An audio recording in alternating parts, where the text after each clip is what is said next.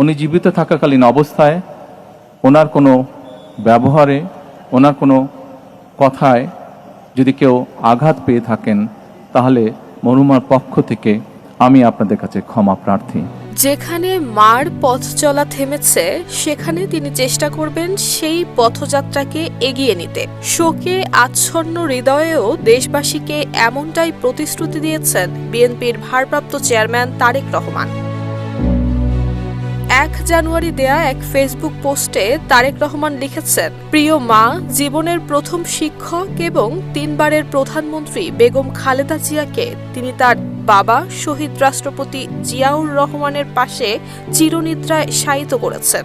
প্রিয়জন হারানোর শূন্যতা ভাষায় প্রকাশের বাইরে হলেও এই কঠিন সময়ে দেশের মানুষের অভূতপূর্ব উপস্থিতি তাকে একাকিত্বে ভুগতে দেয়নি। অগণিত নেতাকর্মী, শুভাকাঙ্ক্ষী, পরিবার এবং সাধারণ মানুষের ভালোবাসা আর শ্রদ্ধায় তিনি আবেগ আপ্লুত বলে উল্লেখ করেন। লক্ষ মানুষের সম্মিলিত উপস্থিতি তাকে আবারও মনে করিয়ে দিয়েছে, বেগম খালেদা জিয়া শুধু একজন মায়ের পরিচয়ই সীমাবদ্ধ ছিলেন না, তিনি ছিলেন জাতির এক অভিভাবক স্বরূপ। চুল পড়া অনেক কমে গেছে। থ্যাংক ইউ মা। চুলের ভিটামিন জুই মাল্টিভিটামিন কোকোনাট অয়েল। ওই পোস্টে দক্ষিণ এশিয়ার বিভিন্ন দেশের প্রতিনিধি, কূটনীতিক এবং উন্নয়ন সহযোগীদের উপস্থিতি, সেই সাথে বিভিন্ন দেশের পক্ষ থেকে জানানো সমবেদনার জন্য তিনি কৃতজ্ঞতা জানান। একই সঙ্গে শহীদ রাষ্ট্রপতি জিয়াউর রহমান এবং প্রয়াত ভাই আরাফাত রহমান কোকোকেও স্মরণ করেছেন তারেক রহমান।